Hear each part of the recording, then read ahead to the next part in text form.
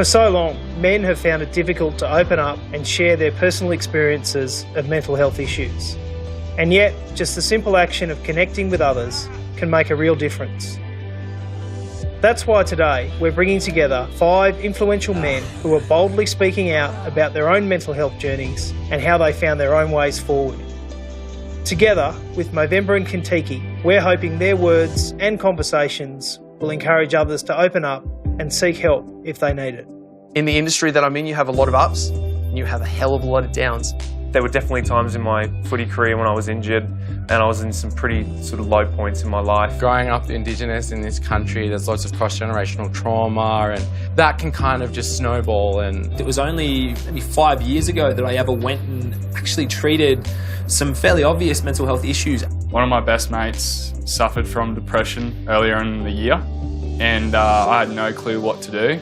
In Australia, suicide is the leading cause of death for Australians under the age of 44. And 3 out of 4 suicides in this country are men. Movember, as a men's health charity, is well resourced and well positioned to look at trying to make a positive impact on mental health and suicide prevention in Australia. It's going to take time, but we need to learn more about it. We need to do more to mobilise the social supports and that social scaffolding around the men and the boys in our lives.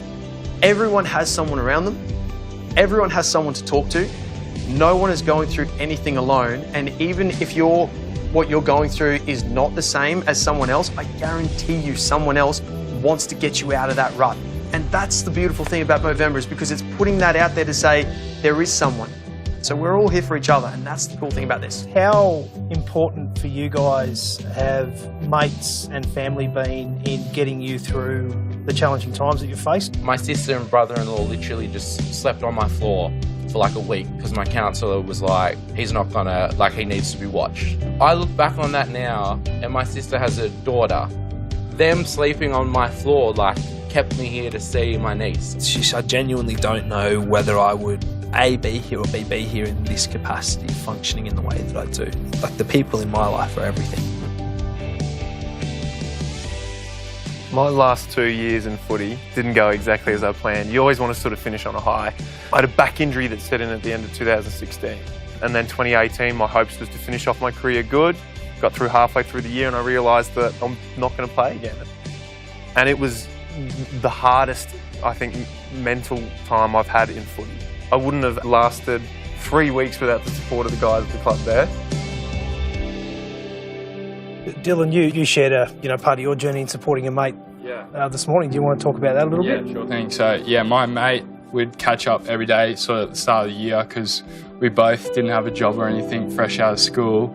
And there was 2 days where I didn't see him and I got a little bit worried. I had no clue, like, I didn't think it was mental health or anything like that, like, just didn't know what was wrong with him.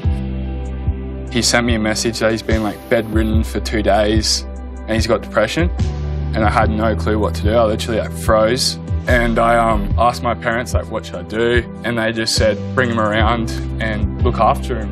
And then for the next 30 days, we, like, made a pack that would run, like, 5K every morning. He's in a good headspace now, so I think it's just, like, simply moving the body. Has he sort of played back to you how your support has helped him?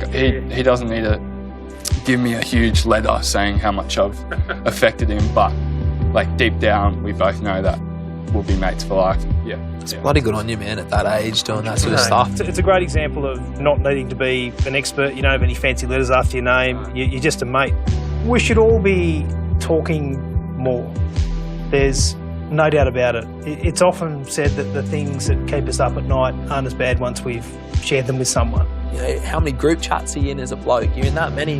It's not hard to flick a text every now and again and go, hey boys, just what's everyone doing for their mental health this week? Sometimes all you need to do is talk, and having a mate there or mates that are there for you to do that with is a huge help. Just being there and listening and holding that space for each other where we can actually have the conversation, that is so therapeutic, and it's been so beneficial to myself, and I know for the other boys as well. You're thinking about 2020 vision and thinking about your own experiences. If you can look back on you know, some of the times where you were having challenges. Is there any different advice you would have given yourself about how you navigated those kind of uncharted waters? Everything I've been through has shaped me into the person I am now. And it's interesting, when you make a decision for yourself for the better, the one thought that I've always had is, man, I wish I'd just taken that leap a long time ago. Advice I would have said was just be present. All we have is here and now. Surrender to that moment or that experience instead of trying to fight it. The good days won't last forever, but neither will the bad days. Exactly. And it's the good days that get you through those bad days. And because the good days are so fucking good. Do you know what I mean? Like, life is so precious. Like, there is so much to stay here for.